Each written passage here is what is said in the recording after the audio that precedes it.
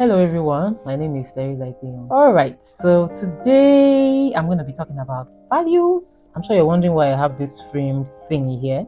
So these are my family values, and it's important for every family to have their values. It's something that husband and wife have to sit down and craft together. I have integrity here, fear of God, authenticity. There are many values, but anyway, I'm just using that as an introduction to what I'm about to say. All right, so let's keep the values down. I'm talking to single mature Christian ladies, and you're like, how does this apply to me? I don't have a family yet. Why are we talking about family values? I'm just using that as an example. Now, as an individual, all of us, we have core values. But one thing I've seen as a problem is that we have not verbalized our values. We have it, but we have not specified that this is our value. Do you understand? And sometimes, if you don't know or you cannot define your value, it means that anyone can just come and I'm getting into a relationship, and then you don't even know what the values of that person is. The reason why I'm doing this value thing is that sometimes we are confused as to we meet people and all that, and this happened to me. I talked about it in my chronicles of a single Christian mature lady. One of the stories I told was how there was this guy, everything was okay, everything seemed okay, but I just couldn't place my finger on why. You understand? Anyway, by the time I spoke with somebody, I now found out that what was lacking was that it looked like we were not going in the same direction. I would have married him, he would have supported my dreams, but there's the kind of person that I wanted, you understand? I really wanted someone who was driven to pursue the goals of the kingdom of God and all that. And that was my own personal, well, it's not really a value, that was my own personal desire. I'm just using it as an example.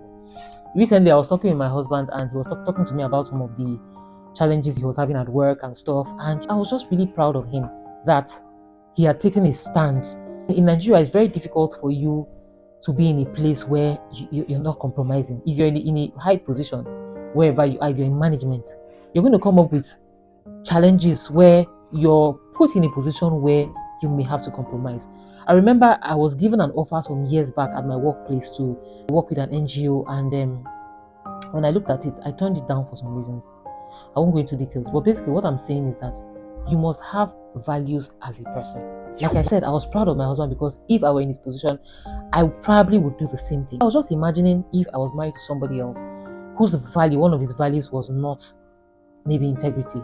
Even though I believe as a Christian, if you're getting married to another Christian, integrity should not even be, it is one of my values. It should be taken for granted that as a Christian, you're supposed to have integrity. But unfortunately, we have Christians today who don't have integrity.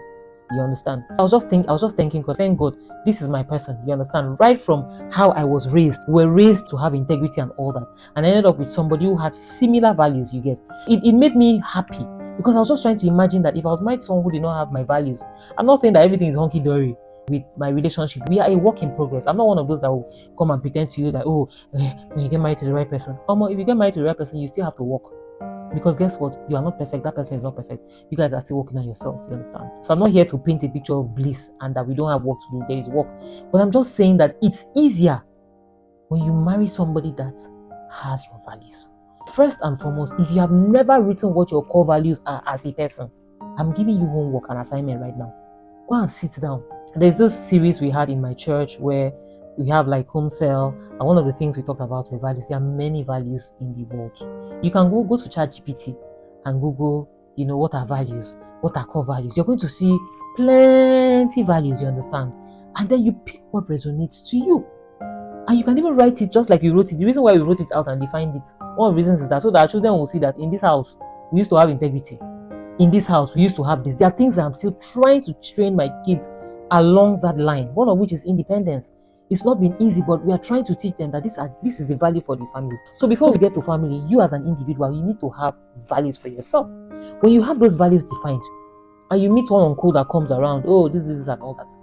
In fact, when he comes to your house, and he sees that this girl has framed, you don't need to do that, but I'm just imagining that in your house, the man comes and sees that you're really organized and sees that this is what this lady has as values. If he has any value that opposes one of your values, it's going to get him thinking that, do I really want to be with this babe? You understand? And then if his values align with your values, it will even really solidify that determination to, this babe, can two work together? I said they be agreed. This is my person. Do you understand? I need us to define our values, because one of the challenges you will have is that when you start having this mindset that, time has gone, people will put pressure on you. Just manage now. you now compromise your values just so that you make people happy that you are married. My dear, if you are going to marry, especially maybe if you're up to 40 or in your 40s or you're even up to 50, you might as well marry somebody that has their values. If you had waited all this time, it would be crazy for you to now settle with somebody that doesn't have your values. You have come this far. You're not going to now compromise. If you haven't defined your values, your core values as a person, please get a pen and paper. I don't give you assignment with that though. Because the next video I'll probably talk about something in relation with that you will not understand if you haven't done your values. Please define your values as a person. And like I said, I have a mentoring program coming up, which I'll give you guys details later. You should prepare your minds and prepare to sign up for it. It's going to be value for your time and your money. Watch this space. Thank you and see you in the next video.